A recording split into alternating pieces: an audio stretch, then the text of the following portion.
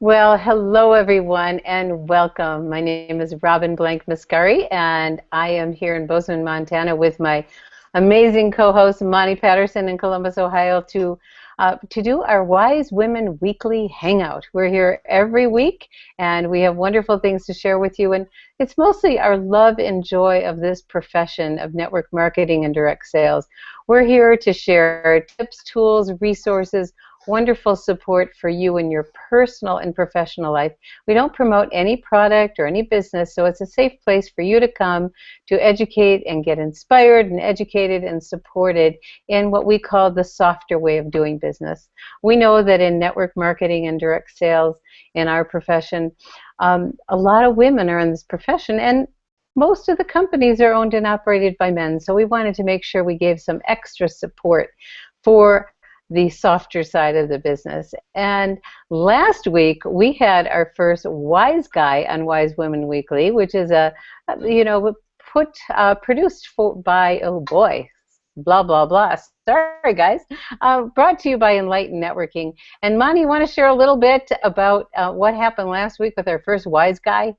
That was so much fun, Robin, to be able to have Gregory on. The thing about it is Gregory's a legend, and there are very few people who have done what he's done and accomplished in this industry. I mean, we're talking 99% of the people in this space have not achieved what he's achieved. So, I mean, for me, it was definitely an honor to listen to him. I took a lot of notes because I don't think that you ever stop learning. I try to keep myself in the space of being a student at all times, even when it comes to just my personal life. I look for what every situation and every individual shows up to teach me. And having Gregory on was a real delight. I mean, he just poured so much information out. And if you have not had a chance to see that, I definitely encourage you to go back and view it and view the archive on wisewomenweekly.com because it was really, really good. I mean, there'll be a lot of really good nuggets, but more importantly, really good implementable strategies that you'll be able to take and put into your business and really help you to get on that path to success. So I loved it. Gregory rocked. I can go on and on, but it was just really, really good. And it was insightful. And I think that what I liked the most is that he understood that this was a platform for, mainly for women, but we welcome the men, as well. And he understood how to speak to that part of us, that heart-centered part of us when it comes to networking. So that was awesome. Love it, and thank you, thank you. It definitely was very fun. We actually listened the other day, and the way to find it is on our Enlightened Networking Facebook page. And if you're not on that Facebook page, let the person who invited you know that, and we'll make sure you get an invitation to be there. And then everything is up on my YouTube channel, which is Robin Blank Mascari. We use the Wise Women Weekly link for the current week. So now that we're recording, you'll miss Gregory on that one, but you'll get to see this one for the whole week until next week. So what we want to do is jump in here because based on your request, and I want to first of all thank Allison because you got the ball rolling, Allison, and we really, really appreciate that. You asked us some questions on how we would answer certain situations and challenges, which is different than some other people.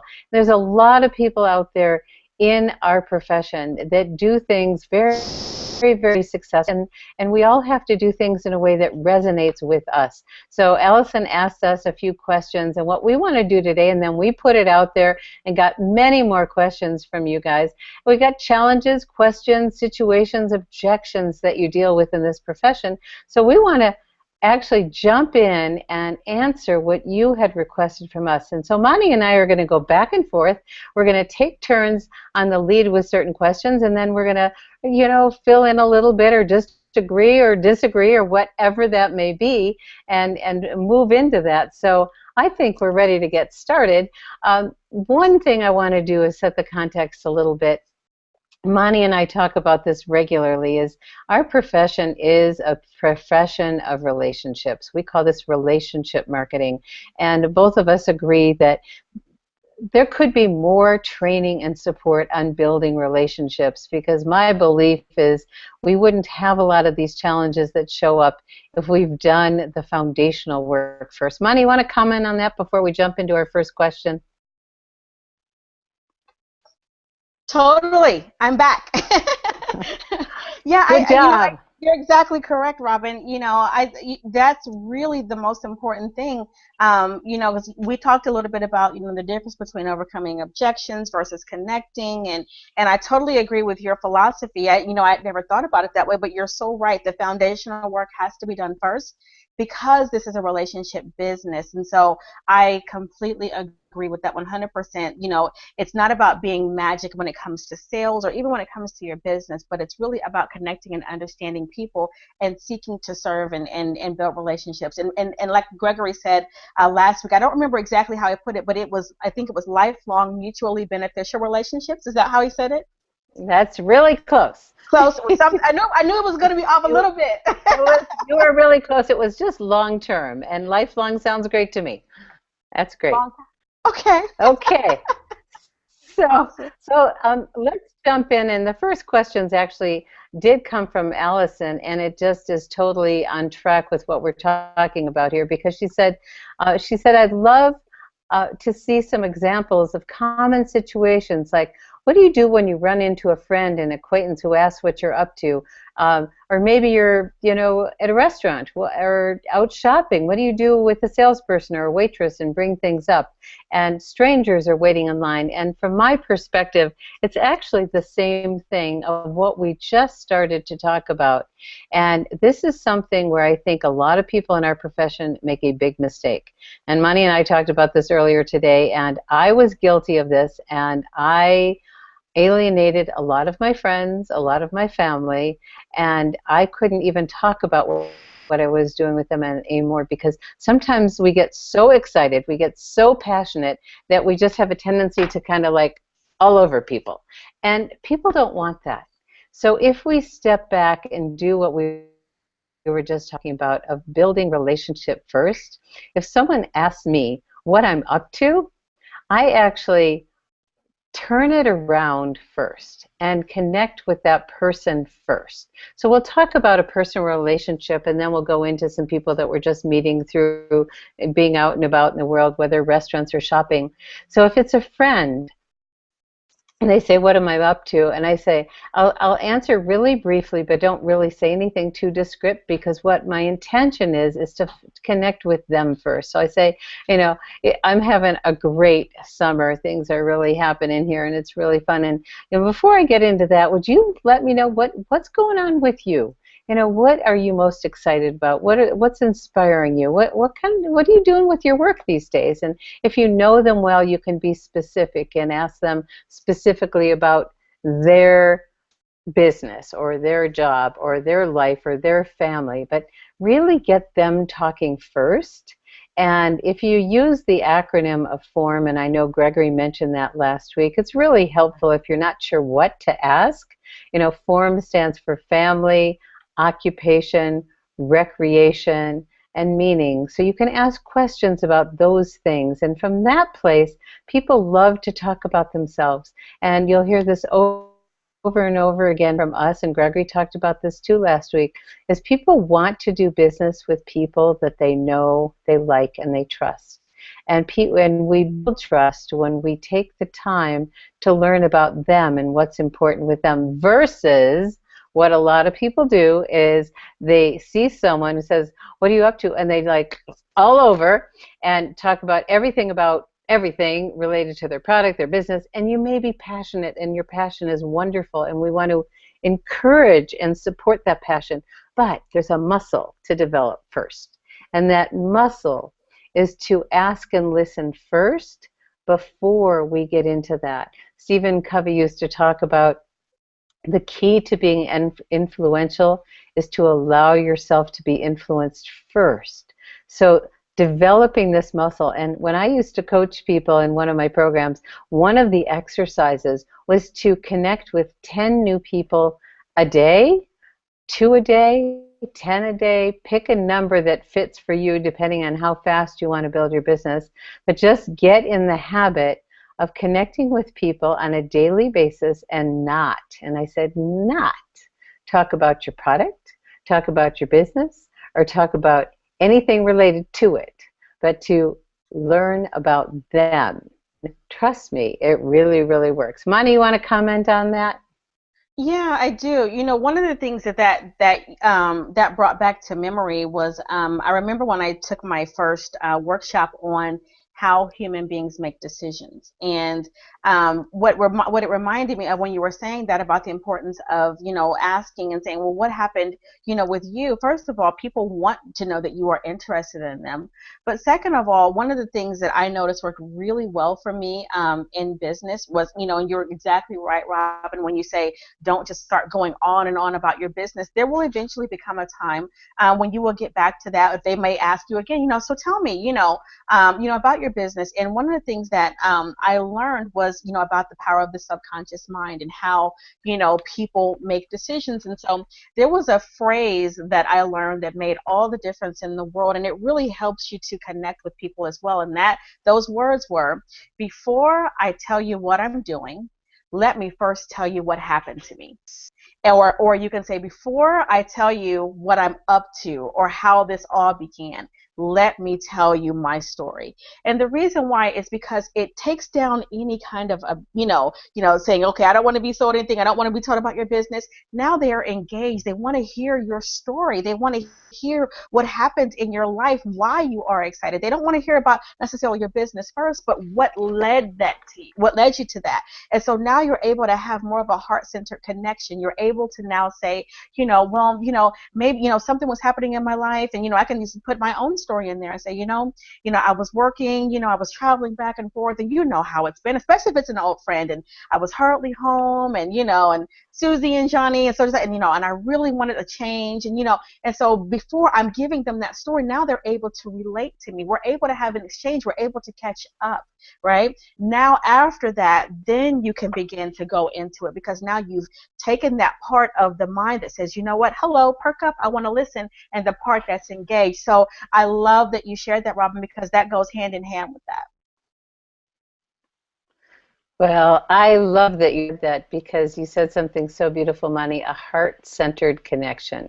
If we can get there quickly with people, you'll never have to overcome an objection the rest of your life because it won't happen, because you're connected with people. It'll be really clear. One of the things that I always ask people to do when you're building your business is, we're in the profession where we actually get to cherry pick our business partners. And I say, pick ye wisely. So putting a list together of the qualities and characteristics of the kinds of people you want to have in your business. I want people that are professionals. I want people that are coachable. I want people that are willing to be a student. I want people I like, that share my values, that I could have fun with, that inspire me. And so when you're making these connections and asking these questions after you've done what Monty says, and I love that, because I'm going to start using that, is once you start connecting with them and you ask the kinds of questions, you're actually in the process of sifting and sorting to see if you even want to talk about your products or business, because they may or may not even qualify. And that's something that we hear people talk about the 2-foot rule or the 3-foot rule, that anyone within 3 feet gets to hear about whatever you're up to. Personally, I disagree with that, because I have seen someone walk in a room, and I've seen the room literally almost clear when they saw this person coming, because they knew they were going to get pitched, and they didn't want it. And people don't want that. So I don't share my products and my business with everyone I see. I'm selective about that. We don't need a lot of people in our business model to be very, very successful. We need a few great ones, and one of Gregory's quotes is, find the best and they'll do the rest. And boy, it makes life so much easier. Anything else you want to share about that, Monty? No, I agree with you. I agree with you completely. And I saw one of the things that she was asking here, what you were saying, she was talking about strangers and things like that. And I wanted to kind of address that. A lot of people, talk about, well, how do I talk to people that I don't know, or I might see waiting in a checkout line? And I totally agree. It is not necessarily the time, to say, hey, I'm in a really great business and this would be awesome for you. I hear people say that a lot, but I'm with you on this one, Robin. I totally agree, because, one of the things that I do, and I have made lifelong friends, that are still friends, that ended up joining me in business later. But I mean, if I'm out shoe shopping, or if I'm out, at the grocery store. Sometimes I'll spark conversation, oh, hey, was that good? Or, oh, girl, those shoes are cute. So, and we'll like later exchange, information and, and that type of thing because we share the same style. If I'm going out with my husband, he is not the kind of person who, I can go shoe shopping with. And sometimes my other friends are busy. And I say, you know what? You can never have enough shoe buddies, right? So let's exchange some information.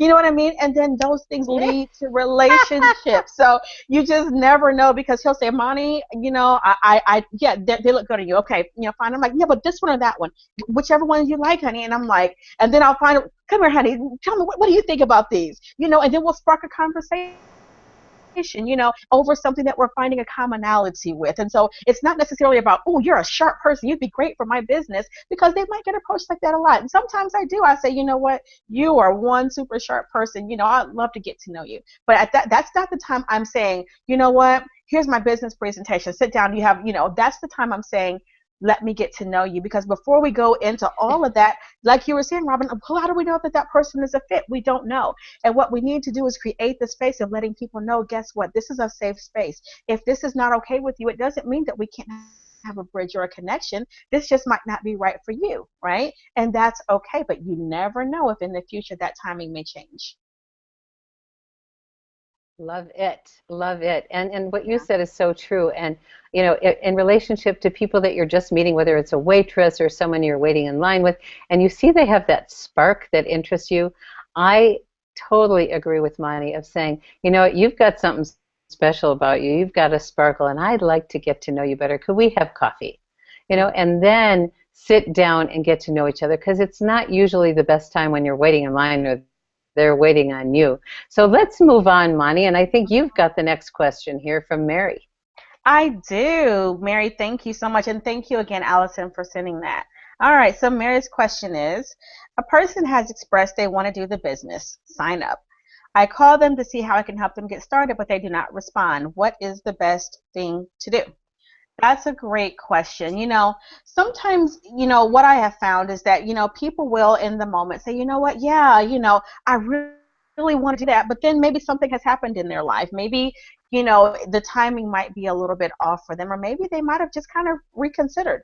All of those things are okay. But what I do personally is, if I've continued, to reach out to that person, I'll simply say, you expressed, interest in the business, and I'm totally okay if it's no longer a fit for you at this time, but I just want to respect your space. If you'd no longer like to receive any communication, then that's okay. I would like to do that, but I'd still like to remain friends. So again, I don't burn the bridge. My relationships are not based just on the business, they're based on the person. So I let them know that it is okay. There is no pressure from me, but I want to make sure that I have their permission about the level in which I communicate with them, and that I'm communicating things with them that they are still interested in. If it's just a timing issue, I'll let them know, guess what, it's okay to tell me if the timing is off. Maybe I can check back with you. When do you think things would be a better time for us to check back? So it's not necessarily always, cut and dry to say, they're no longer interested, or, or anything like that. It just may be, something has happened. And because we don't know, that's the reason why I asked the question. And if they still don't respond, then I simply, move on and wait to hear back from them. What do you think, Robin? Well, I am so there with you. We don't know what's going on with people. So one of the ways is, my thought was, you expressed interest and you wanted to get started in the business and you signed up. And I'm noticing that, I've been reaching out and I haven't had a response. I want to make sure you're okay. And we don't want to ever set things up so people feel like we're judging them. Because like Monty said, sometimes stuff could have happened and we just don't know. So we always want to get permission saying, are you still interested? Just let me know, because some people have a really hard time. Has come up and the timing has changed. Maybe it was great when they started, but it turned out to not be great, and they have a hard time being honest. Make it easy for them. Give them an easy out and say, this may not be the right time, but I still want to stay connected. Would you just let me know that you're okay, and let's see where we move from here. Okay. Let's see. We're moving on to Lucy. Yeah, thanks. We're moving on to Lucy, and Lucy said, earlier this year there was talk about spillover from our uplines. I have yet to see anyone, but would love to. Okay. In our profession, it depends on the compensation plan of whether a spillover does or can or whatever happen. I actually never like to set up an expectation with anyone that there's going to be spillover because then they expect it.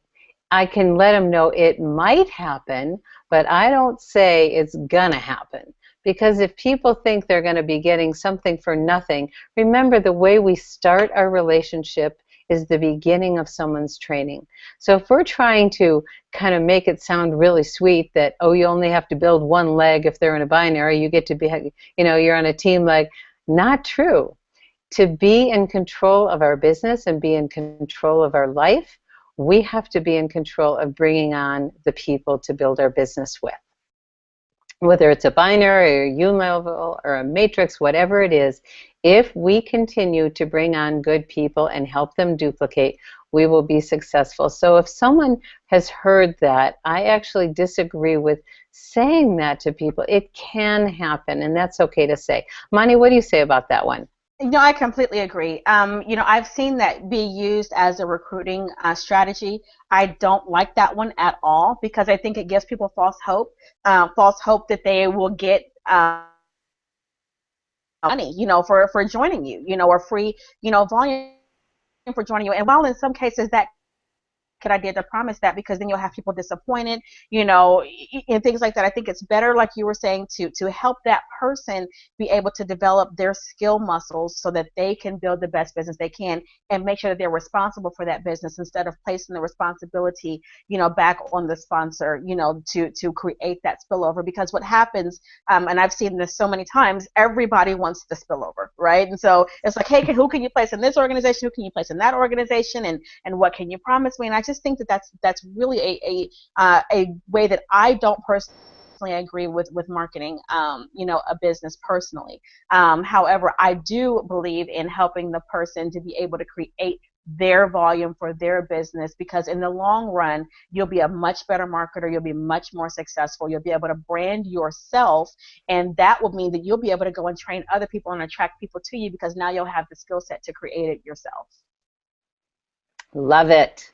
Love it. We're pretty aligned, Mani, aren't we? We are. That's why this works so well. It's fun. And again, it may not be what fits for you. So we really invite you to find people that, you can resonate with, that you could do what they're saying or what we're saying. So Mani, I think you've got Sandy's question next, don't you? I do. And thank you for that question again, Lucy. That was awesome. Okay, so Sandy, it says, I have done blank and blank and did not do well. I'm afraid to invest money into another business. Okay, so this is a great question, and it's a question, it's something that you hear a lot when people get into frustration. They want their business to have gone a certain way, and they had a lot of ideals. And I think this can kind of go back to Lucy's question too. Sometimes that also depends on how the business was presented to them, but still there's no replacement for getting the skill set that you need. And so when you say I've done this and this and I did not do it well, that simply says to me that you might need to just get another skill set. Get a little bit more training, stick it out, build your bounce back muscles a little bit stronger so that, and lower your I quit level so that you are able to now continue on. I think that, when we hear that, one of the things I like to ask people is, again, taking them back to their why. Why did you do this in the first place? And then going back to their why, asking them, what are you willing to do to make sure that this why happens for you? We always talked about belief on here, Robin. I know you remember that. And then sometimes what happens is people stop believing in their business, and so they'll make those kind of excuses. Because for me, that's just what, if I don't do something well, I figure out how to do something well. And if I don't do something well, I'll say, you know what, I need some humility, and that comes with being willing to say, you know what, can you assist me with this, because I'm not having the amount of success that I thought I would. And that's a great thing. I love to do, it's called Plan, Do, Check, Adjust, PDCA. I know people have seen that before, but when I plan out my business, I understand exactly what I want to do. Okay, then I do exactly what I said that I want to do. then I check my results. Okay. So for example, if I'm saying that I haven't done my plan well, basically what I'm actually saying is my results were not what I wanted them to do. So plan, PDCA, plan, do. Okay. Now I've checked my results. And so I've kept track of everything. This is again going back into treating your business like a business. And if that thing does not work, or if certain things have seemed to work better than others, now I can adjust. Okay. And so that's one of the things that I tell people immediately. Keep a journal of what you do. How many people did you talk to? How did you communicate with them? What did you say to them? What was their response? Did you use form? Did you get to know the person first? In what way do you understand your business? Are you competent in your business? Because sometimes it's just, not really being fluent in your business. It's like, okay, I was excited at first, but, now I'm, not really sure how to explain it, and that's okay. So then that means, are you pointing them to third-party tools? Are you doing the things that you've been trained to do? And if so, find out which methods, which ways are working best, so that you can then adjust that. So I don't believe that it's ever an excuse not to be willing to try again. I think that that's what successful people do. That if they don't make it at something, they plan, they check, and they adjust. If something's no longer working for them, they find an avenue that is working for them, but they never quit. They never, never, never quit. Robin, what do you think? I'm taking notes like crazy listening to you. This is really fun. One of the I loved, the never, what did you say? Oh my goodness, I can't even read my own writing about the something I quit. Oh, what was that? I said lower your I quit level. lower your I love it. And building skills. What happens to a lot of people in this business model is they use skills that were successful in other business models and think they're going to work here. And many times it doesn't translate. It is a different model. And one of the main things is, in a conventional business model, we're trained to be an expert. And in this business model, we're trained to be a non-expert. We duplicate easier and quicker if we point to the tools, like Monty said. So first of all, being a student of the business model is something I really recommend people. People just jump in. There's a low point of entry in our business model, and it doesn't work, and they try another on low point of entry, and their I quit level is, pretty, it's easy in, easy out. And instead of saying, I'm going to figure this out, I'm going to learn this business model, I'm going to find the people that are successful, find out what they're doing. And several weeks ago, I talked about the audio from Darren Hardy called "Making the Shift," and you can get that on YouTube. And so often when people move into this business model, they're going to hit some landmines right off the bat. And if your really close friend or family member that you love and trust does not support what you're doing, deflation happens very fast. So he gives a lot of those landmines and really what to do about them. And then what you talked about, Monty, is the numbers, treating it like a business. And Jim Rohn, who's one of the greatest philosophers in our profession that exist, he says, you'll make up in numbers what you lack in skill.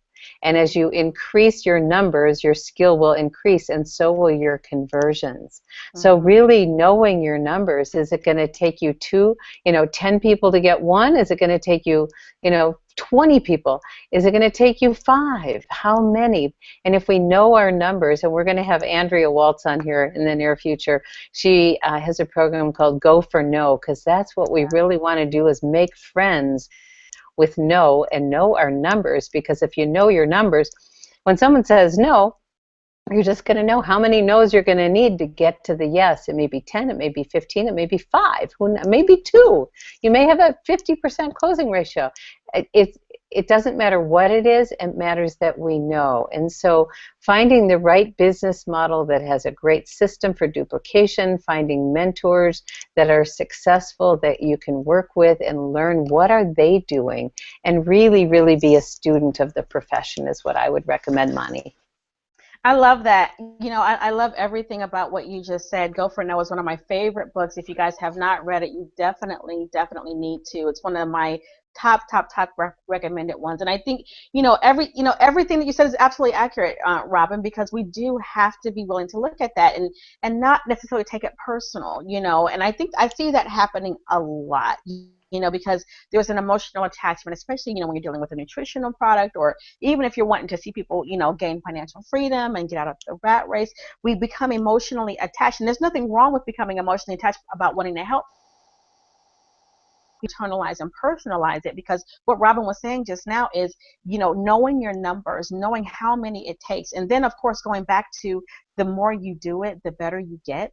That is so true. I will never forget, some of my first times, on the phone and shaking. I mean, by the time I got off, my hands were shaking, and just even doing any of those things. And I'm always nervous. I'm always nervous before I go on stage. I'm always nervous before a phone call, always, but I do it anyway, understanding that, listen, I'm human. You guys are getting to see us, live and in person as we are, and that leads, because we're all in this home-based business together. And so for me, being able to do those things over and over and over again and say, okay, this is my ratio. This is how I treat my business, and understanding that if we want to experience the business in that way, we have to be willing to do those things and look at those things. I've seen so many times where people will come to me and they'd say, Mari, people just aren't listening. I say, oh, wow. I'm like, well, tell me, what's your ratio? My what? How many people, have you reached out to about your business? 3. And this is honest, 3. And how did you meet them? I just sent out, a couple of messages on Facebook to some people that I was just trying to befriend, and I sent them my link, and it's just not working. Well, what didn't happen? The connection didn't happen. The relationship didn't happen. And that's what we have to do, and that takes some patience. It takes discipline. It takes, because here's the thing. Occasionally, some people have gone out and, and had tons of people just join the business immediately. Those stories, they happen. But the people oftentimes, more times than not, leave their business just as fast as they came into it. And that is the thing. People do business. We say it all the time in this profession, with those they know, like, and trust. They stay with those that they know, like, and trust. And so it transcends business. It transcends any business, because the relationship is still intact. And so I think those are some of the most important things you could have shared today, Robin, because at the end of the day, we have to be willing to look at those things, and the majority of the people that I had coached over the years simply had not done that. They did not have something they could go back and look at and say, okay, this is who I contacted, and this is the method in which I contacted them, and I left them a voice message on this day, and this is the person that I need to follow up with. You know what I mean? And so you and Gregory are so good at that. After every conversation, I get notes. This is just something just to kind of a teachable moment. I get notes, and I learned that from seeing what Gregory did. I had no idea he was taking notes on our conversation. We're bouncing off ideas, and I've got it up here in the old noggin, but Gregory has it so very organized.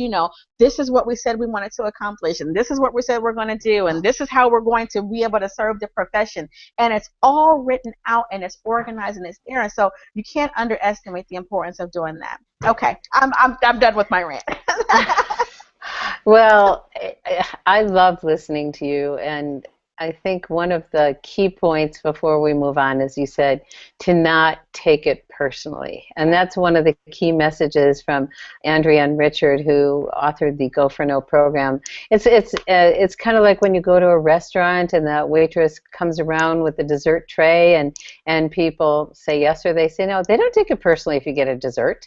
So the same thing, if we can get to that place, because I heard a long time ago, the only difference between the people that are extraordinarily successful in life, not just in our business, but in life, and us or other people, is that they have heard no more times. So developing that muscle, that we don't take it personally and we don't get emotionally attached to one way or another, because we're looking for a win-win. We're looking for people that are looking for what we have to offer, and it's just next. Everyone knows the SWs. Some will, some won't. So what? Some are waiting. Next. And the quicker we can qualify and find out if it's a fit or not, yes or no, maybes will kill you. They'll kill you, those people that do the maybe thing. We want a clear yes or no, so we can either continue or move on. Either way. So Yeah. let's move on. And one of our wise guys sent this next one in, and we may want to have him interview him on a program because this is a creative genius and someone who is extraordinarily experienced and successful in our profession. His name is Scott, and he wrote in a Okay. question saying, what should someone keep telling or promising themselves when they don't go as quickly as they planned? And I think this really goes back to what we were just talking about. We may hear the stories, the people that show up on stage that have these results right away or that have success that's making them money really quickly. That's not the typical. And one of the things that Gregory shared last week was, the one thing I would recommend that everyone do is commit to be here a year from now. Because to stay in it. Most people do this business part-time. I always recommend people stay with your regular job until you have consistently over many, many months gotten the kind of income that you know is going to be stable enough to move on so that you're not coming from a survival place. It may not happen so quickly. So I would just say, keep on keeping on, like Monty talked about. Develop those skill sets, treat it like a business, continue to refine those little things, get help, ask people, what is the one thing that would make the biggest difference for me to be more effective? And for some people it's numbers, for other people it's listening, for other people it's, knowing their numbers. So it's going to be different for different people. But here again, it may not happen. So in your mind, you have to make a decision. And Monty talked about this earlier, is always, before we start with anyone, is why are you doing this? What is your reason for wanting this level of freedom that this profession provides for you? And getting so deep with that why. And for some people, it's, to send their children to the school that they want, or to have the time freedom to have quality time with their kids, quality time with their loved ones, their aging parents, to do elder care, whatever it may be, and not be stressed about that, and to live a healthy lifestyle. So whatever it is that's your why, go back and visit that. If you're not moving as quickly as you want, go back there. And then the second part of his question is, if someone had only 5 hours a week to do a direct sales business, how should they divide their time to get the best results? Love that question. And 5 hours can change your life if it's used wisely. It's really important in our business model to understand what are the income producing activities. It doesn't matter what business you're in, if it's a product or a service, what Monty talked about before, how often, how many are you presenting your opportunity and your products to on a regular basis. So if you're going to look at what are the most leveraged activities, be really clear. It's not about getting organized. It's not about having, everything in a spreadsheet perfectly. It's about making sure that you have enough contacts consistently and are really clear. What are the quality contacts? Being really clear, like I said. Who are you looking for? What kind of person? Where would they be? Where would you see them? I had someone not too long ago, and I said, do what you love to do, and you will be around the people that you want to be around. Those are your prospects. So, Monty, what do you want to say about those? That you're right. Oh, good. Thanks. that you're right.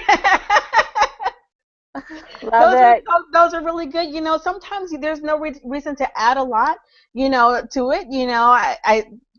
I thought your answers were perfect. Your answers were absolutely perfect. It was really, really great. Okay. So, Well, thank you, Scott. On. Thank you, our wise guy.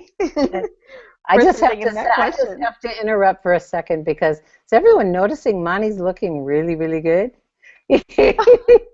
She's been working on her health, and it's really showing. So good job, honey. Good job. Thank you. I'm slimming down. All right. So you'll get to watch us disappear in front of you.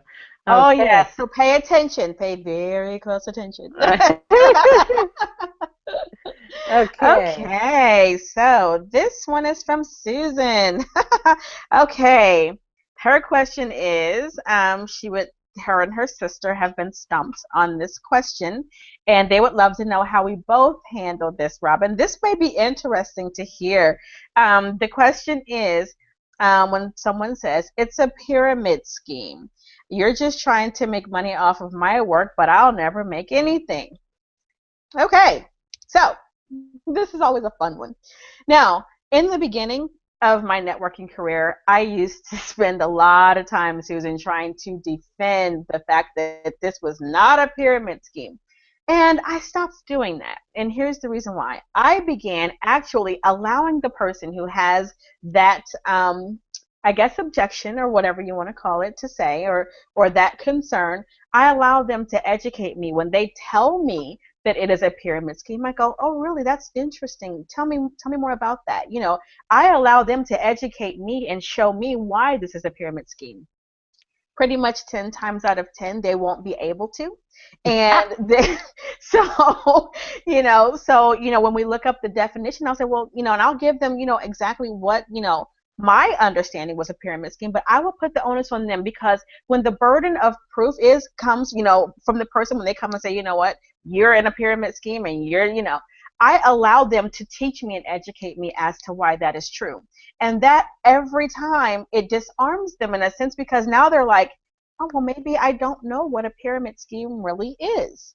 And so at that point, I'll say, are you willing for it to have a discussion about this? Because I'd like to learn more about your perspective. Obviously, people want to know that they're heard. Okay. And just like I was saying in the beginning, if we build the relationship first, I mean, this was something that I would get before, I learned the art of relationship building. Now, when I build a relationship and I've connected with them, I never, ever, ever have anybody ask me this or say this to me. It just doesn't happen, because they understand that I'm not here to just try to make money off of them, off of their work while they make nothing. We've built a relationship. They understand my character. They understand my heart, and they understand what I do. Steps of educating them, and first, though, building the connection, building the relationship. Now the defenses are down. This is a defense mechanism right here to say, oh, you're just trying to harm me. This is a person who may not trust you, and what people do business with those they know, like, and trust. So that goes back to me again saying, we need to go back to understanding that person, building the relationship, maybe not going so quickly to get to our business or being desperate, to say, hey, you've got to see what I'm doing. And that, like Robin said earlier, it's okay to be excited, but if we build a relationship, this objection, it just never comes for me personally anymore. Now, did it in the beginning? Oh, yeah, and I spent a lot of time doing that. But now, if somebody says, oh, yeah, you're that pyramid girl, I'll say, really? Tell me more about that. I would love to learn more about that. Because, and I let them teach me, and 9 times out of 10, it's just, well, I should say 10 times out of 10, I've never one time had someone accurately be able to tell me what a pyramid is. And so that's just the way I handle it. I just diffuse the situation, but I don't have that anymore because I built relationships, and I don't go for the sale. Robin? Love it. Love what you said. And really, when you get into an adversarial situation and people go at it like this, that's a no-win deal versus what Monty's doing. Let me go with you. Mm-hmm. So I love what you said, and I help me understand, what's your understanding of what a pyramid is?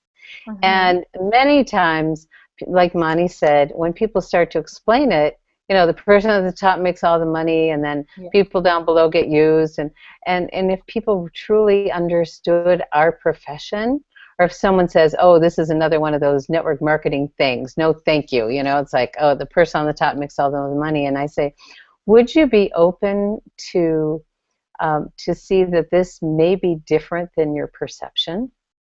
Mm-hmm. I'm looking for people that are open. And when people ask about pyramid, the same thing happened to me as it happened to Monty. In the early stages, I'd hear that. I don't hear it ever anymore. And it's because of the same thing Monty said, is that we're building relationships. One of the great tools, I say, I'll go back to them and say, you mentioned to me that you're really frustrated with your work. You mentioned to me that you wanted some more time freedom and increase your income. Is that still true? And they say, yes. I say, well, would you be open to see that maybe there is a way?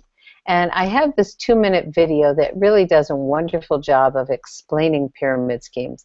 Can we watch it together? And if you guys go on YouTube and look up, I think it's called Pyramid, let's see, it's called Pyramid Scheme, the movie.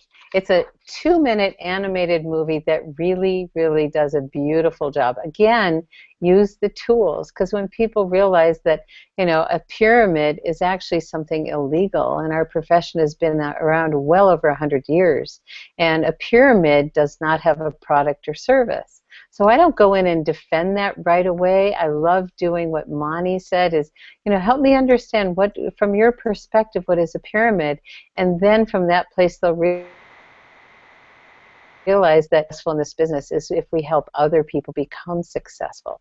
It's our job to build people who are successful. So I love that question, and it's, you know, it first in the early days it threw me, and now I welcome it because it actually doesn't hardly ever come. So it's fun that it showed up today. So Monty, you want to go into the next one? Sure, absolutely. Okay. The products are so expensive. Okay.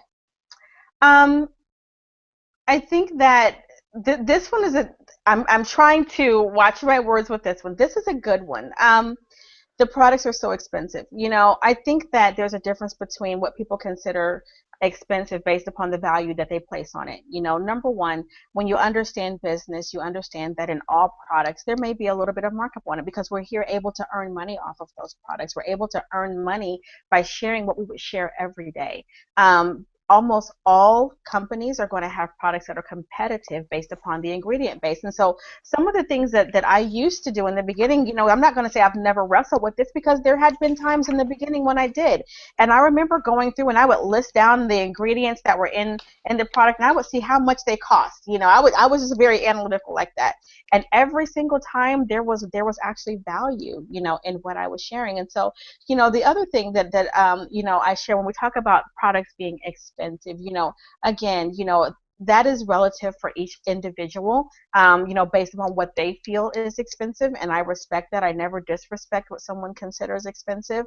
But one thing that I noticed when it came to me, if I considered a product to be expensive, I never did my business well because I would be in a state of not wanting to share it because I wasn't comfortable sharing it because I wasn't comfortable with it in the first place. And so, you know, one thing I will say, and this might not sound like the nicest thing, but if the products are too expensive in your opinion, you know, maybe it's not the right business for you because you might not feel comfortable sharing those same products to other people. Because if your mindset it has that says, you know what, this is too expensive, or you know, you can't see how people would find value in it, then that's going to be something that you have to basically first go first and resonate within yourself. And so I don't have, you know, that issue to where I say, you know, I'm so sorry, you know, the products are too expensive for you. You know, I find out that, okay, how can we increase your income so that they're no longer expensive? Let's look at your business, you know, but that still becomes an objection. Then, you know, for me personally, and Robin, you may feel differently about this. If they believe that their products are too expensive for them, then they're not likely to believe in their business enough to go and share it with people.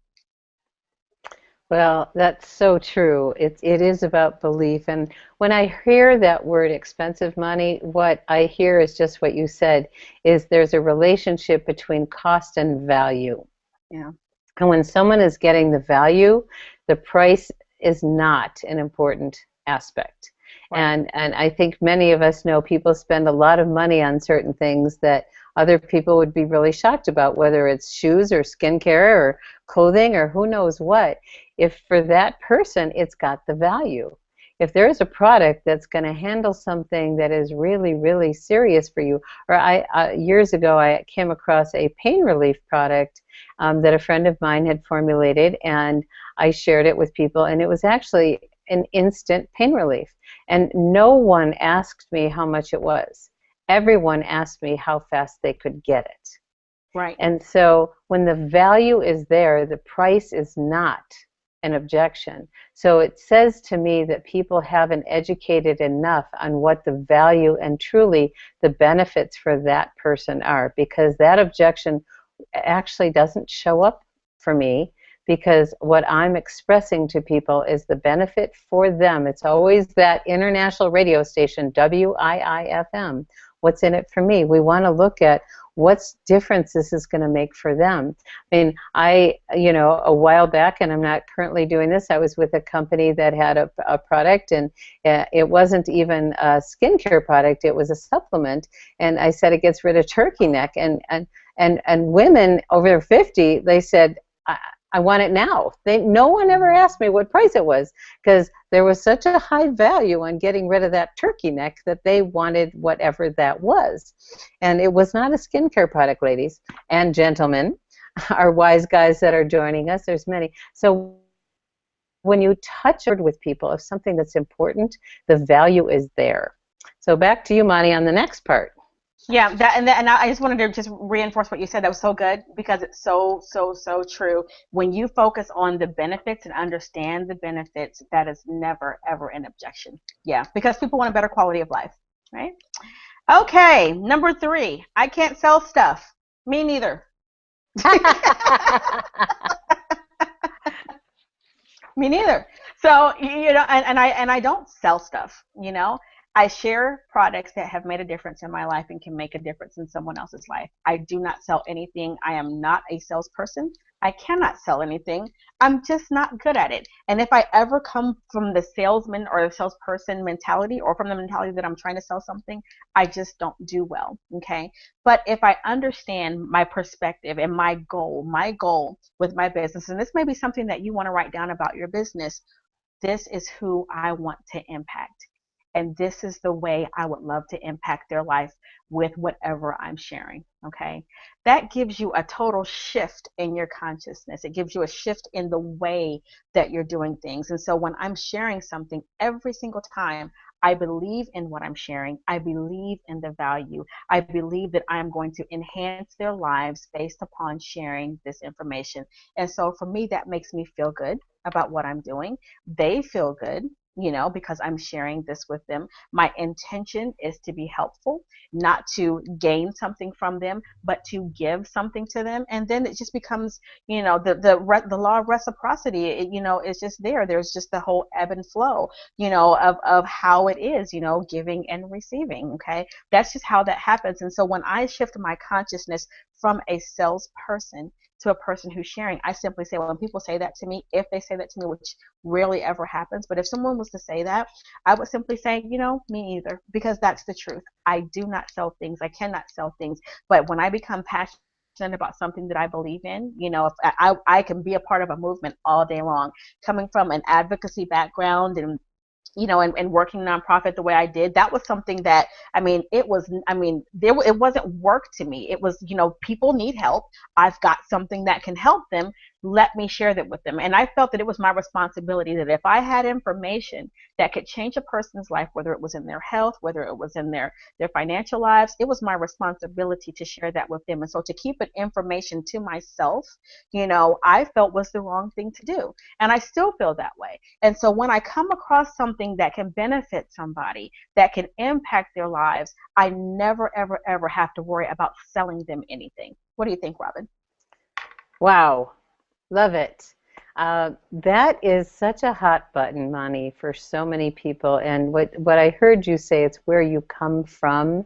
And I think a lot of people have a perception or an experience from the past of being sold something, maybe manipulated to buy something that wasn't in their best interest. And what I heard you say is what your job and where you come from is, it is my intention to be of service to you, to offer something that's going to enhance and benefit you in some way. And there's a distinction. So I think that there's that word sales is such a hot button for so many people. I can't sell. I don't like selling. I invite people to heal their relationship with the word because it's really not either good or bad, and it's really where we're coming from, because I don't think anyone wants that silver-tongued devil that is so good that you feel at the end you made a purchase but you felt manipulated, versus at the end of an experience with Monty, you'd feel like, I am so excited because such and such and such is going to get better in my life. And there's the distinction. So In our business, some people call it selling, some people call it sharing. I invite you to find whatever works for you because, just think if you go to a good restaurant or, or read a good book or see a good movie, do you share it? And that's really the beauty of our business model and why women are such a perfect fit in our business model because we are wired to share. We are wired to share things that will make a difference for people. And that's why the majority of people in our profession are women because we naturally do this. And so whatever your relationship is with the word sales, if you have one of the old ones that is the manipulative kind, or if you have the healthy one of some of the best salespeople in the world or the highest paid people in the world because they're finding something that's going to benefit people. And that turns into residual income because people want to buy it over and over and over again. If you have a consumable product, which is where we get our residual income from, it's a wonderful thing. So that question does come up a lot because a lot of people shy away from that. And so I invite people to do a little deeper work and heal whatever that's about, but also realize we're not really selling, like Monty said. We're sharing something that will make a difference in someone's lives. And if they don't feel that, then, it's time to go next. If someone is feeling like you're trying to have them buy something that's not in their best interest, then somehow there's just not a fit there.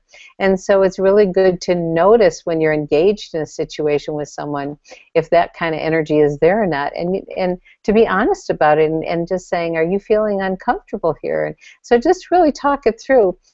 But back to the word, title it however you want. Our business is based on transactions and it's based on people, either buying your product or service. And if you're not comfortable with that exchange model, however you want to hold it, then this may not be the right profession. And that's okay. And if you really do fall in love with the profession like we have, get over it. It's like Sugar said, you gotta get over it. I love that, quit noodling around because, just go to something that you naturally share. And, when you're doing something, or let's say you're taking some kind of health product and someone looks at you and says, you are glowing. What are you doing? And so you're going to share, right? Well, guess what? Are you selling them? No, you're sharing what happened to you, which is a benefit that they might find a benefit to. So enough of that one. All right. So now what, Monty? Let's share some of our favorite resources, favorite books, favorite websites, and things that can help them out. You go first. Oh, okay. You guys saw that, right? We were both about to say you go first. Did you see that? Yeah. Okay. All right. Well, in this, and we're going to create a resource section for our Enlightened Networking Facebook group. And so if you're not on there, please, be in touch with us and we'll make sure that you get there. And there's some books that I love. I think if you're wanting to learn about the profession and you come from a conventional background, I think Robert Kiyosaki does a beautiful job in The Business of the 21st Century. There's a really fun book called The Flip-Flop CEO, How to Have a CEO Income Wearing Your Flip-Flops. Fabulous book. I love Eric Worre. I think he's got Networking Pro. He's got online stuff. He's got a great book out there. There's so many. That pyramid scheme video I said, Darren Hardy, Making the Shift. He also has a daily mentoring program. If you go to Darren Daily, DARREN daily.com. And then I'm a member of the Direct Selling Women's Alliance at dswa.org, and you might want to check into that. And I know we're kind of closing up our time, so Monty, go for it. Okay, so some of my favorites. Okay, one of my favorite books, and I definitely recommend everybody to read this, whether you're brand new or not. It's called The Slight Edge by Jeff Olson.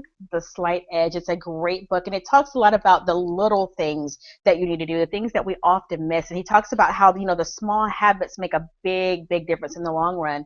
And it's great for anybody in any business or any profession, whether you're a networker or even if you're an entrepreneur. So The Slight Edge by Jeff Olson. And some of my favorite websites are fortunenow.com. That's Tom Big Al Schreider. He's excellent. I learned a lot from him. He's the one who really helped me to shift. He came here to Columbus, and I remember going to his workshop, and it was very intimate. And I mean, it was just a night and day shift in the way I thought about my business. And I I had so many, with him. So that was great. Also, one more, Abraham.com. I love, love, love Jay Abraham. He's so professional. So many, of the top leaders, period, in business, period, are there. And he's got tons and tons and tons of free resources that you can get, in audios and all kinds of things that are there that are worth a lot of money and will make a huge, huge difference in your life. So, whether you're in networking, or not, he will have some things that'll be of value to you. Thank you, thank you, thank you. And we're going to continue to share wonderful resources that are available, that are free. Mani and I have some wonderful conversations going on about some things that we're going to be offering our audience in the future. So stay tuned. And our next session is, it's not confirmed yet, but we have 3 very exciting possibilities. So we will fill you in on our website, and we'll fill you in very soon. It could be one of several people that could make a huge difference in your personal and professional life. And I don't want to spoil it. Well, I'll say one of them. One of them is a woman who wrote the book on networking for dummies, and she's written a book called Networking Power. She's written several other books on conscious languaging. She's a gem. Her name is Donna Fisher. She may be one of them, and a woman by the name of Ann Gillis, who is an easy ossifice, how to live life with ease, or at least easier. Fabulous, fun, amazing things. So anyway, stay tuned and be in touch with us. And again, thank you all for your questions. And we will continue to do this forum on a regular basis if you want this. So please let us know if this was valuable. Give us feedback, and we will continue to share Wise Women Weekly. Mani, I love working with you. Thank you. And I love working with you. Thank you, everybody, for tuning in. We love you guys. Bye. Bye-bye.